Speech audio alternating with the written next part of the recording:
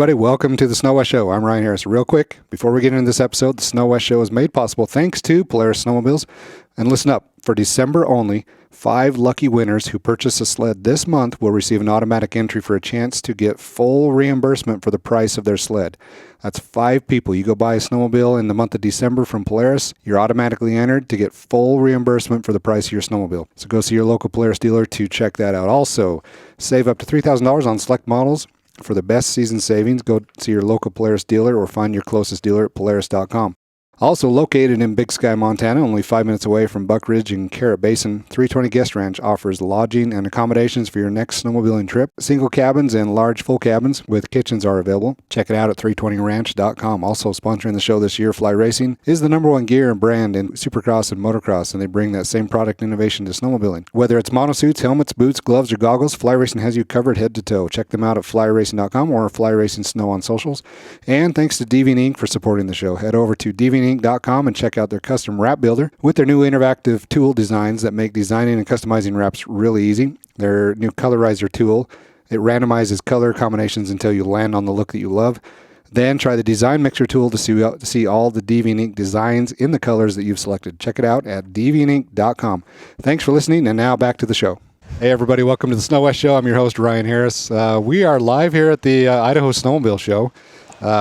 Man, it's been snowing up north. I don't know if you've heard some of these guys. There's like 60 inches of snow north of here.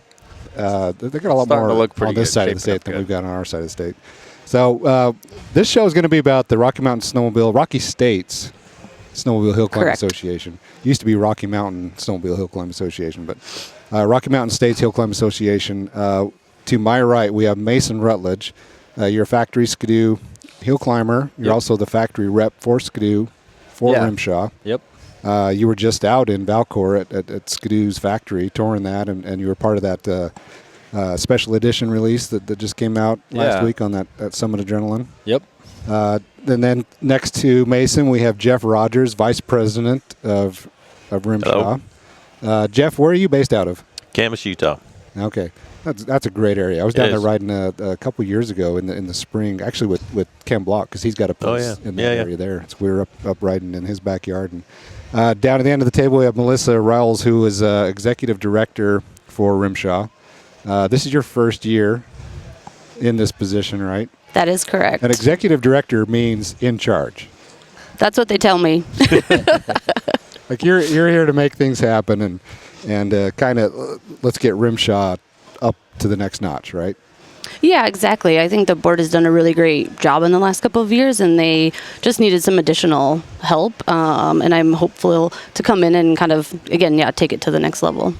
So if you're new to snowmobile hill climb racing, I know this show is kind of watched everywhere across the snow belt. Snowmobile hill climbing has been around for decades. Rimshaw is. Do you guys know what year Rimshaw is in? It's got to be beyond 30, 40 years. Like it's been around I don't know, but it's been around a minute. Yeah. And I think everybody can relate to the Jackson Hill Climb, which has been around for about that long too.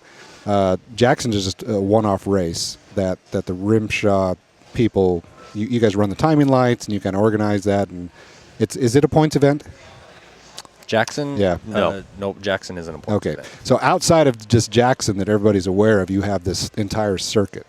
That is the Rocky Mountain States Hill Climb Association, and you put on multiple events every year. It kind of depends on the snow, but there are multiple race events in its entire circuit, and it pays out a championship in multiple classes. And so if you really want to get in here and start following some of these athletes, start paying attention to what they're doing in all these other hill climb races on the circuit. Like Mason, you've been racing this for how many years? So racing as a pro. I've been racing for 5 seasons now, so we're just getting ready to start my 6th season racing.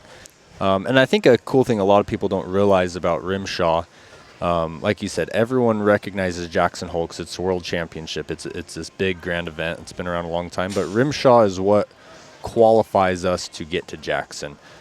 Jackson, it's not just anyone can show up and sign up.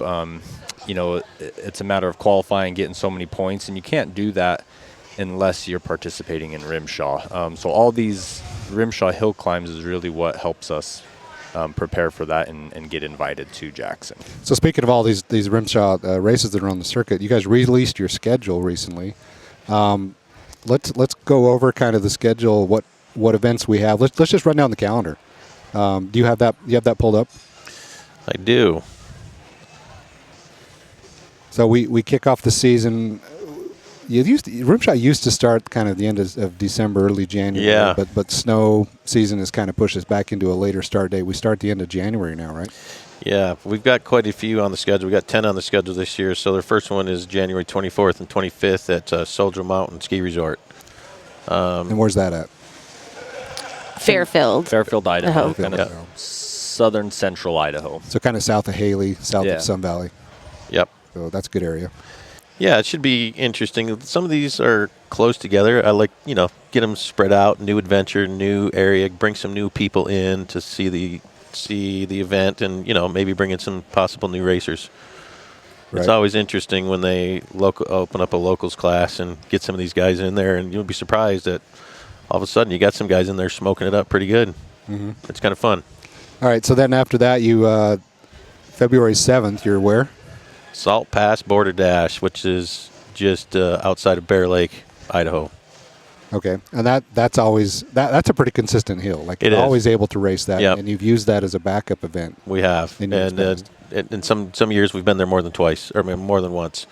So it's the landowners work well with us and make that happen for some fill-in races when the other ones don't have snow. Yeah. So it's always a good one. And then we go to the Afton, which is always a great show there. Steep hill every year. They're trimming up a few more trees and making it usable, and it's a great event. And that is February 21st through the 25th, or 23rd. So a 3-day event on that one because we only got one lane going up the hill. And then the Dozer Dash is in Granby, Colorado. New hill this year. We've been to Granby before on a different hill. Last year it was canceled due to snow, so we're looking forward to that. The guys that put that on are a great bunch of people and work hard to make that happen. That's probably the best named event on this. On this. Yeah. Like if you don't remember the guy that built the dozer and went and drove through a bunch of buildings, that was Granby, Colorado. Whistle and Diesel tried to build a replica dozer. Seen that, this year. Yeah, that's funny. All right, after the dozer in Granby, and then we got Kelly Canyon, which Mason was instrumental in putting together for us last year, and it was our first night race.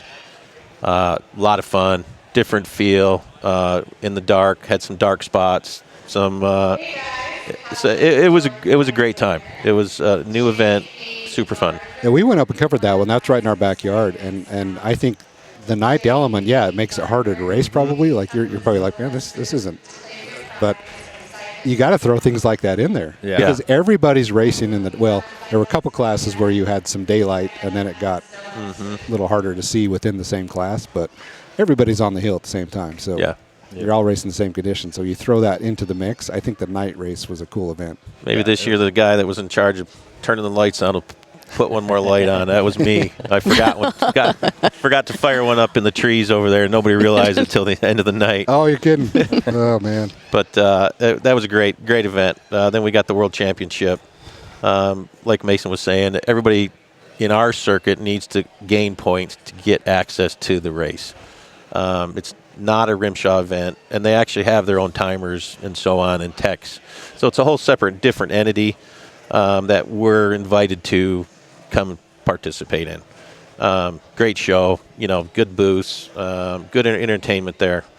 In Pebble Creek on April 4th and 5th. It's another one we've been to in the past. We haven't been there for a couple years. It really depends on snow and so on, but it's a fun hill. Pretty crazy ride getting up there, up the mountain. And then after that, we go to the Beaver Mountain Bash, April 11th and 12th, and that's in Bear Lake also. And that one's been around forever. The Z-Bros put that on. It's a fun show. Weather's usually warm and nice. Not always, but usually. Another great event. That's kind of up top of Logan Canyon. Yeah. Yes. Yep.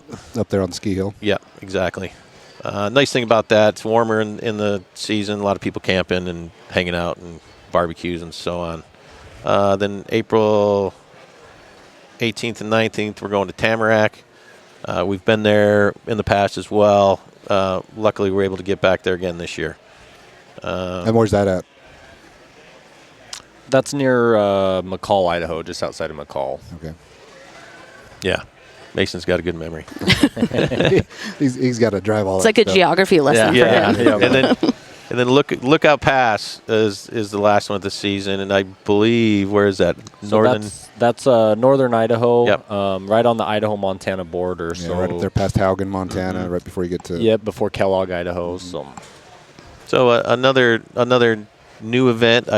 I understand they have had hill climbs there before, but not with the Rimshaw circuit. So we're excited to get there and see some new country, new adventures, what that hill's like. And so you've added quite a few new hills Yep. here. And if you're listening to this, the coolest thing about Rimshaw is that you can watch these races. You can watch them live as they're happening because you stream them with Flow Racing, right? Mm-hmm. correct. What does it take to be able to watch these on Flow Racing, Melissa? It's a subscription base, so you need to buy a subscription. But the cool thing with Flow is they stream hill climb, they stream snowcross, and then they stream NASCAR races, other dirt races. So with that, you get access to all of the pumping, heart racing adrenaline that they stream on their services. Yeah, it's worth the subscription because if you're a diehard in the sport, you want to follow this and just see. The cool thing about following all of these riders like Mason, you follow them from race to race, and you kind of get to know what classes they're running, and the more you get familiar with what they're doing and what their routine is, you get to know them a little bit, and you start rooting for them a little bit more, and you just get to know them a little better. But you do that by watching them on Flow Racing, which is a really cool format. So being able to see live stream of all of this every weekend, in a way, it's kind of made my job easier on the media side because the ones that are farther away I can cover from home.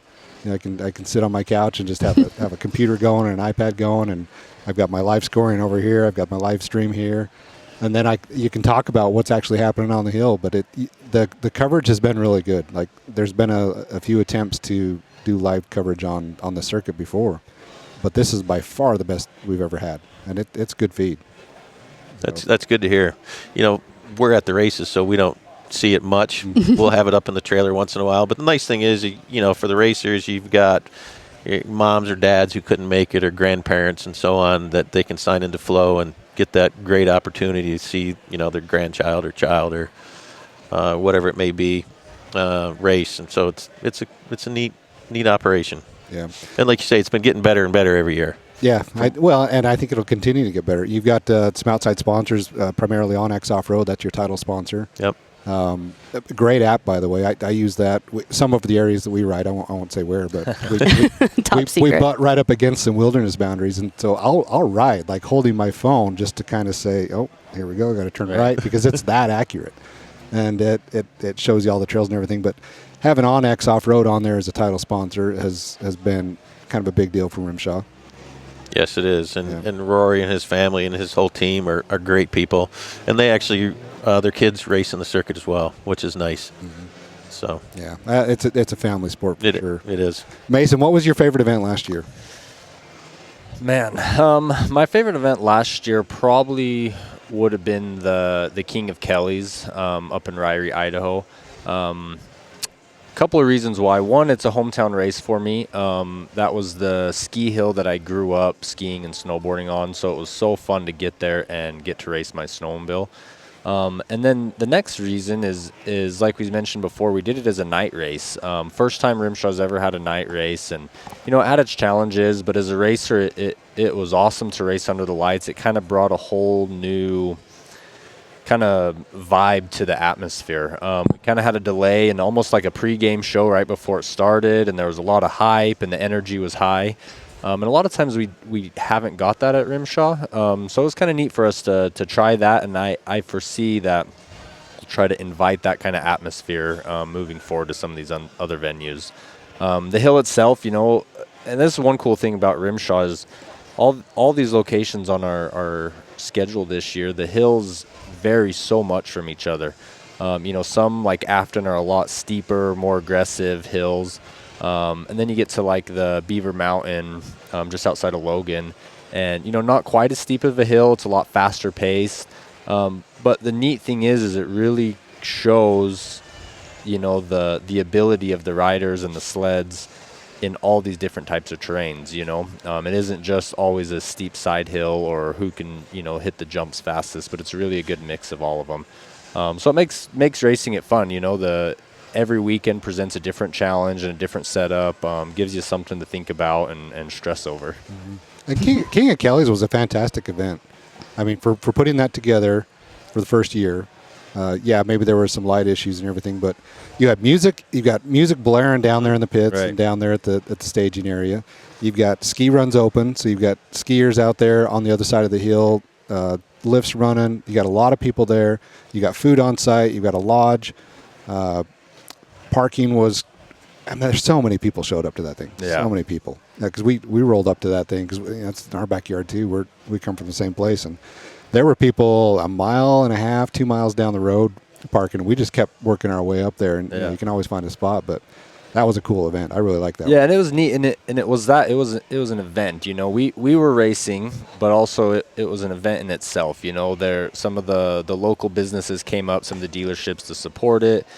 They had autograph signings that kids and people could come to at the pro racers. So there's just a lot more going on than just the race. So I think it just keeps everyone entertained, and it was just a lot of fun for everyone involved. Yeah, no, it's a good hill. And if you haven't logged on to Flow Racing and watched this, or you haven't watched the Jackson Hill Climb, there's not very many things that you're doing on the race course on a snowmobile that the average guy that's out riding a snowmobile in the mountains on the weekend is doing. Right. Like some of these tight turns, you're doing around a gate, we're doing around a tree. Yeah, for and sure. you're hanging a leg and crossing this ravine and everything. So you see the same stuff that you're doing, the same riding technique. There's not like a totally different racing technique. No, yeah, a guy you're just that going faster. A guy that rides. I mean, anyone that actively rides a snowmobile, backcountry riding, if you're used to side hilling and kind of the wrong foot forward stuff, that's all we're doing on the Rimshaw course. And we've even had quite a few guys come back from the Midwest that have come race that are, guys that are burn a lot of trails. They're fast. They're corners. They excel pretty quick in Rimshaw too, because a lot of times our courses, in the bottom section of the mountain, it's lower angled. We'll have berms, jumps, kind of more of a snowcross vibe. So those guys really excel there. And then when it gets a little steeper, there's maybe a little learning curve there. But I don't think it would take a lot for someone to show up at an event and try it out in terms of their ability. They'd catch on really quick. Yeah. Talk about the Salt Pass Border Dash, the hill there. Like that's different than most of the other hills. Like then we'll get to Afton too, which is an animal of its own.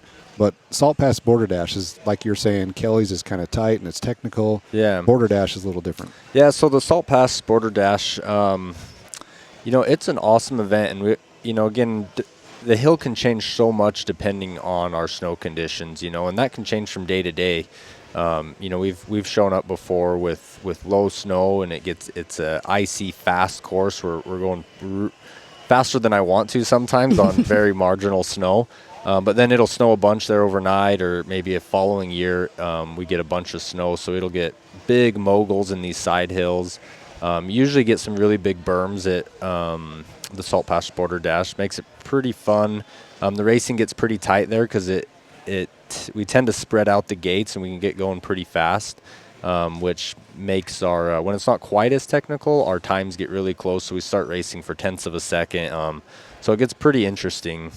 Because when you're racing that tight, like to win or lose can be the difference of like a blip of the throttle. If you held up just for a little bit for a bump or didn't get back into it quite fast enough around a gate, like that's, a tenth of a second and you're out of the money at that point. So what's the race on the circuit that spreads that gap out more, a little more challenging? Would it be Afton?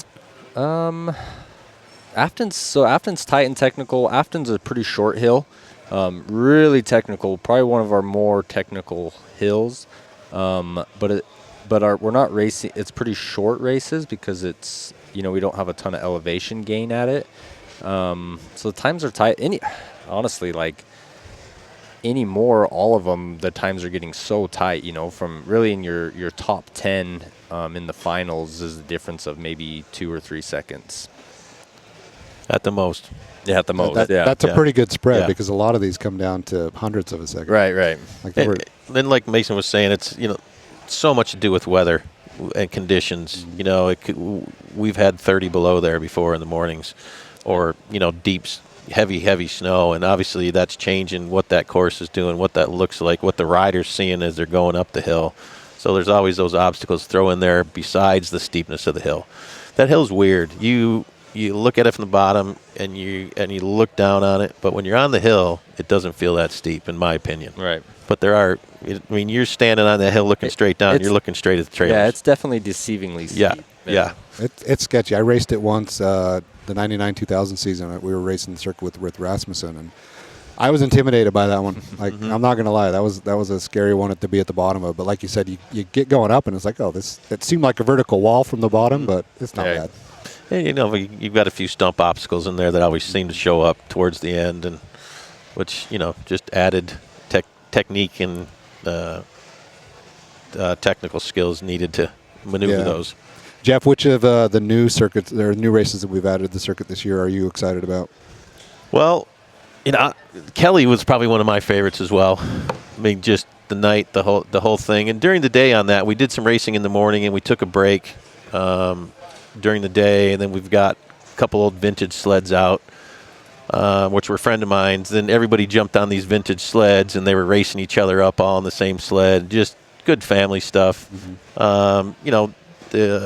The Dozier Dash I'm looking forward to. I haven't seen that hill before. So I'm looking forward to all of them. The Mogul Madness, Pocatello is a fun one as well. Yeah. So I'm looking forward to them all. And you never know, you might see me going up the hill again. All right. Okay. Watch for that. Yeah. Mason, let's jump into some of the other events later in the season. What are you looking forward to that's new? Are you excited to go over to Fairfield and try that one? Yeah, honestly, I think the one I'm most looking forward to is Lookout Pass. It's our season finale up in northern Idaho. I've driven through there my whole life and seen that mountain, and I think it's going to be a great venue. That northern Idaho, their snowpack, they'll we should have really good snow. It's pretty heavy snow, like wet, heavy snow, so I think that usually will lead to like deep ruts and big bumps, which really makes it a fun course. So I'm looking forward to that one. Another one is the one just outside of Pocatello, Idaho, the Pebble Creek.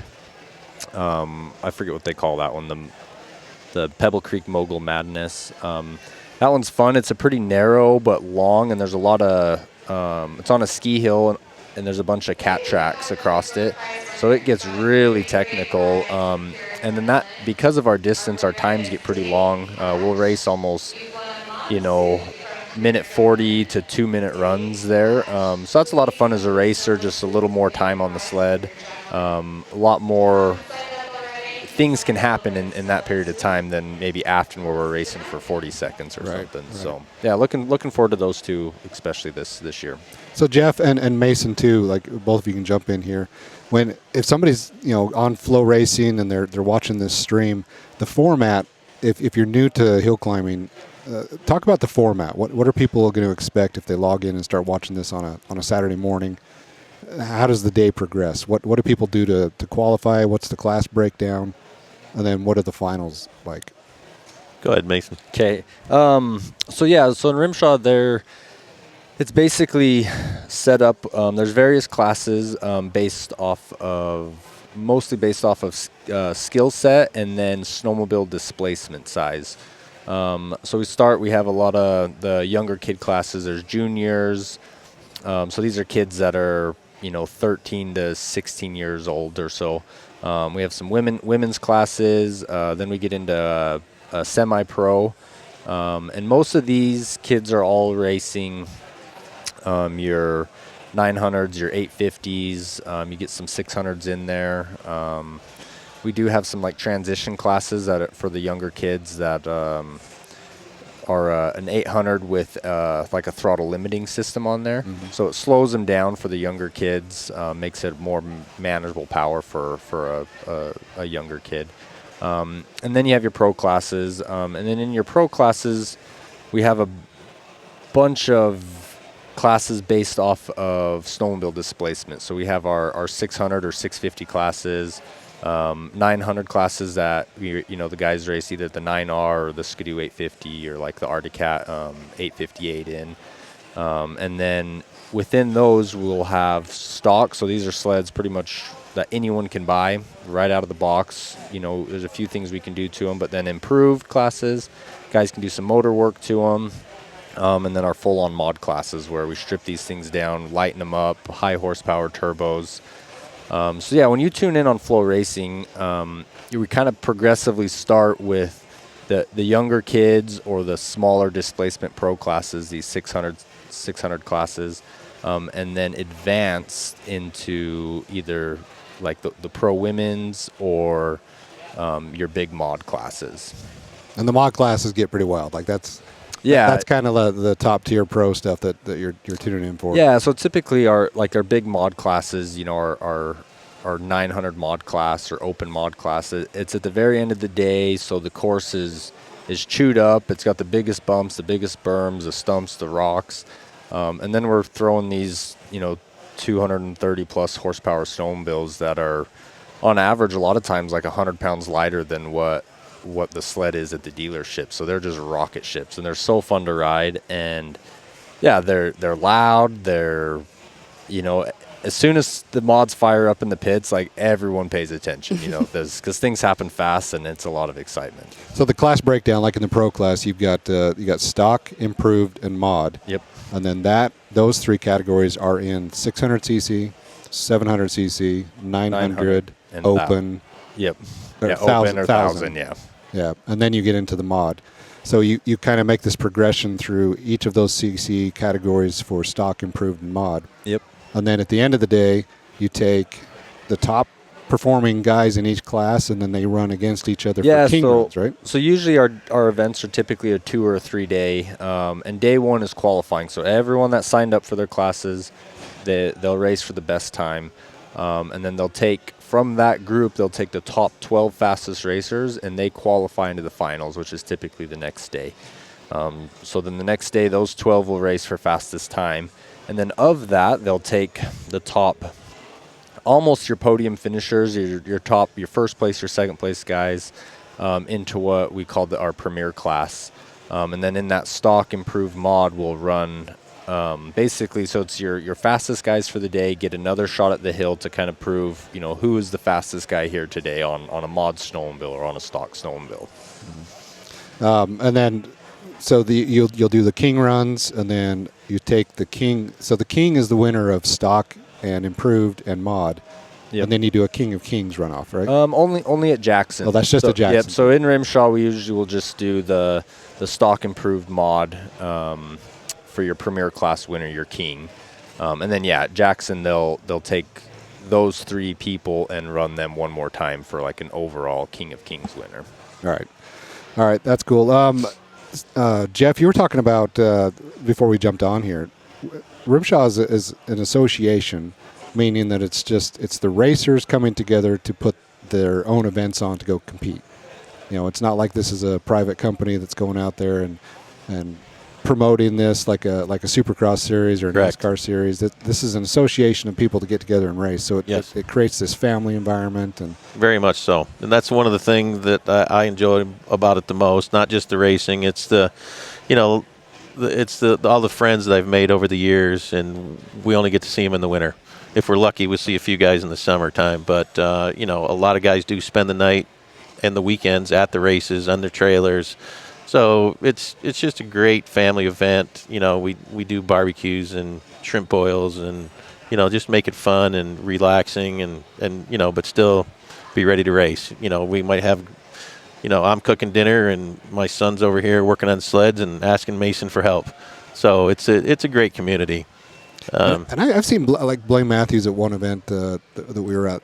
So somebody that was kind of new to the sport, I think it was their first race, was just trying to figure things out. And man, Blaine was just helping them with every little thing, like going back to his trailer and pulling parts and tools out. And just, like this is an association of people that are just willing to help you, and they'll give you the shirt off their back just so that you can make it and come race and compete and have everything you need. Yeah, I think you'll find, and honestly I think you find that a lot in racing, but especially in the Rimshaw circuit, it really is a pretty good, like Rimshaw is a family, right? You know, and every race circuit will say that, but it's awesome that, you know, as a racer we show up and our families come and our kids can go play while we're racing. You know, like Jeff said, a lot of guys will camp out and spend some time in the evening together. But yeah, and then we all want to help out, you know.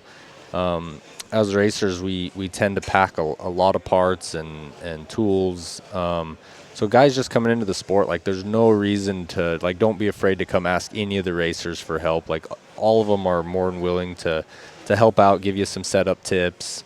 And honestly, a lot of these guys are always looking for people to ride and practice with. So to reach out to any of us, and if you're in our area, or we'll even travel close to you sometimes, because we like to practice with as many people as we can, because it makes the courses rougher and more challenging. So yeah, if anyone out there listening to this is ever interested in getting involved, like reach out to the racers, come to a race, don't be afraid to ask, reach out and let's ride. So you've got this close, tight-knit family organization, but at the same time, like this is a sport with billion-dollar corporations. You're a factory Skidoo racer, right? You were just out at the factory. You went to the race shop. Like you were working on I think we can talk about it now. I think the race sled is out. Like they were talking about a lightweight build. They did kind of a prototype version of you to race last year. Yeah. This year they're taking that to another level. The guys that have factory support, there's access to parts and components and things that are just one-off hand-built parts. Yeah, for sure. So yeah, I'm you know, obviously affiliated with Skidoo, but each of the manufacturers, Arctic, Polaris, Skidoo, they have full factory teams, you know, and these are guys that are paid to race snowmobiles, and their help, and with that comes a lot of the development that we see that goes into future snowmobiles. So the hill climb scene's a cool place. I mean, if you're a careful eye and observer watching on some of these mods and stuff, you might get a sneak peek at some of the things that might come to production down the road and stuff. Yeah, the Polaris 9R. I mean, you're a Skidoo guy, but the Polaris 9R, sure. That production sled went through 3 or 4 years of development on the Rimshaw circuit with a couple guys, Keith and Andy, and then Jack at Carl Cycle was heavily involved in building that motor, and then he went and worked directly with Polaris, and they were going to races and checking the porting and just making sure that thing was dialed, and then that became a production Polaris snowmobile. Yeah. So I mean, like you say, these manufacturers are massive companies, and they invest a lot into these racers and these machines, because, you know, they're all proud of the products that they produce, and they want them to be the best, and no better place to prove that than on the race course. Yeah. So who's the guy that got the biggest target on his back from all you racers? Yeah, so Keith Curtis has kind of been the man for the last while. You know, he's he's getting kind of old, though. I'll make sure he listens to this so he hears me say that. Okay. But it sounds familiar, huh? Yeah, you got to dig him where you can dig him, and his age is a spot. No, Keith's a really good friend of mine, and an outstanding racer, outstanding athlete. But yeah, he's the man with the target. But I mean, you guys are buddies. You go ride bikes for with sure. him and do a lot of stuff in the but summer. he's elevated the game. You know, he's definitely made other racers all throughout Rimshaw become better athletes, better people, better racers. So yeah, he's really kind of spearheaded this and evolved Rimshaw, and why it's so competitive now. So. He's really changed the sport, and I only bring this up, like Melissa, I was telling you yesterday, like if you're watching this, if you're paying attention to Rimshaw right now and snowmobile hill climbing and even the Jackson hill climbs, like Keith is a generational athlete.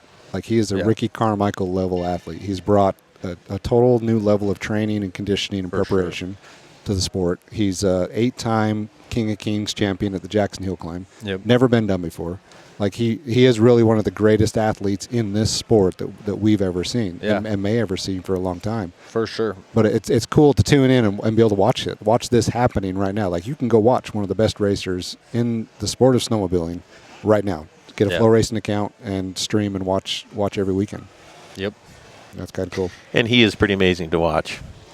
He is. Yeah. Yeah, I mean, And you can learn just as a Yeah. snowmobiler, just as a backcountry rider. You can watch Keith, and you can watch these other guys too. But Keith's technique is dialed. You can watch him just how he navigates the course and the gates and everything, and you can learn things that'll make you a better backcountry rider. For sure.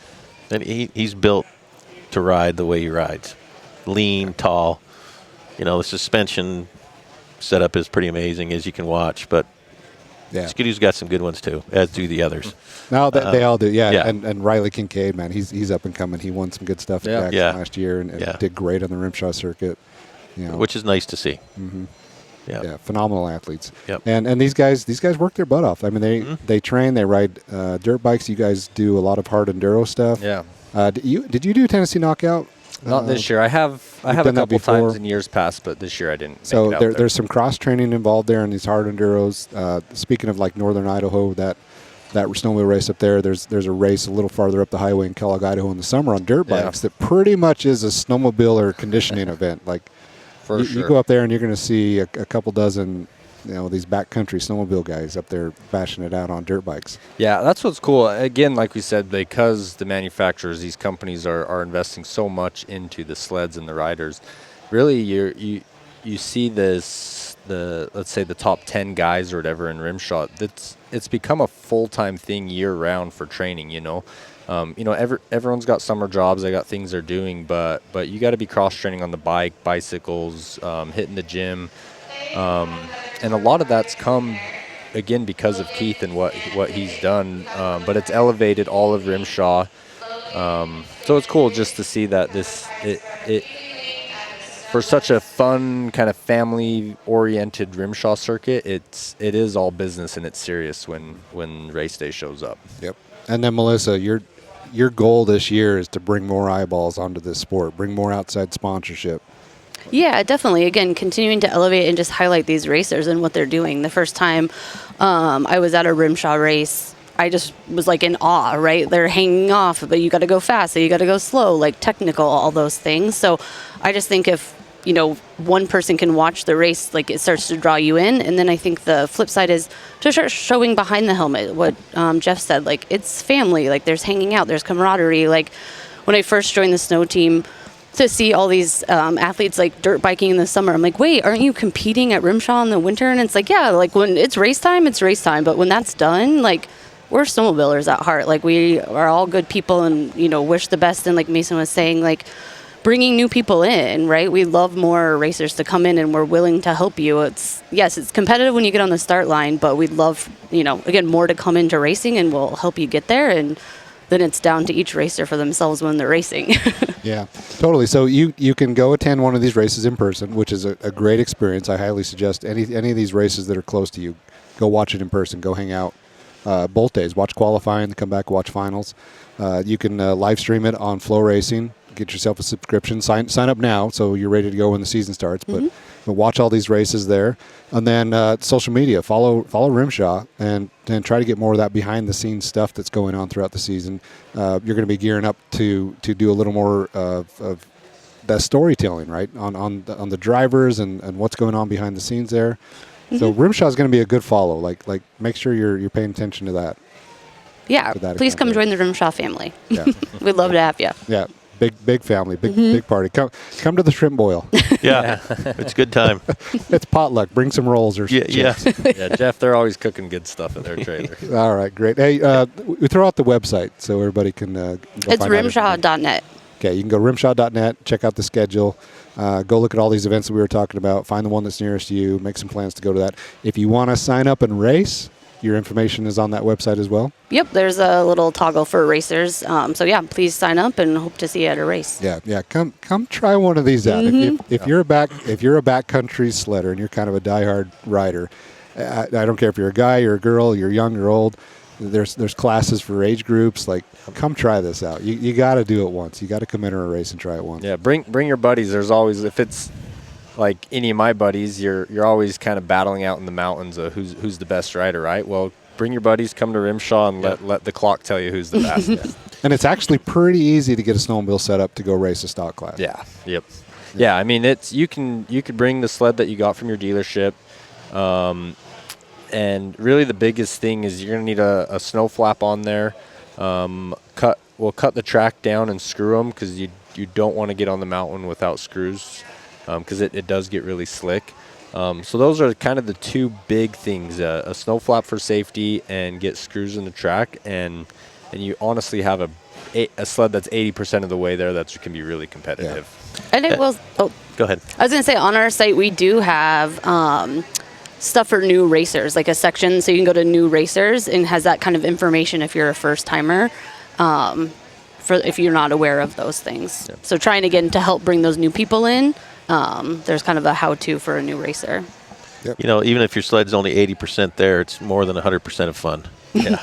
I mean, just you and your buddies, just different event on a race hill, like you say, see who's better, and a new adventure, and the adrenaline of it's just silly.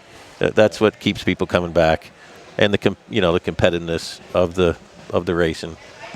But yeah, it's a great time. All right. Well, thanks everybody for coming on here. We'll wrap this up. Unless you got anything else you want to throw in there.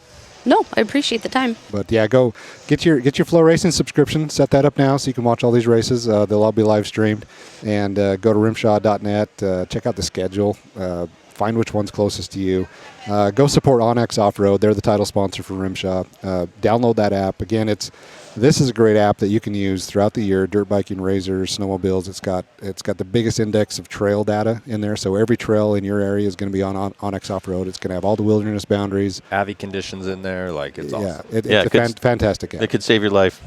Yeah. It's an app that every snowmobiler should be running. For sure. Like it's definitely good there. Mason Rutledge, Jeff Rogers, Melissa Rowles, thanks for coming on. And if you want to catch more of the episodes of the Snow West Show, go to our YouTube channel, or you can find it on Spotify, or you can find it on Apple Podcasts, and go to snowwest.com.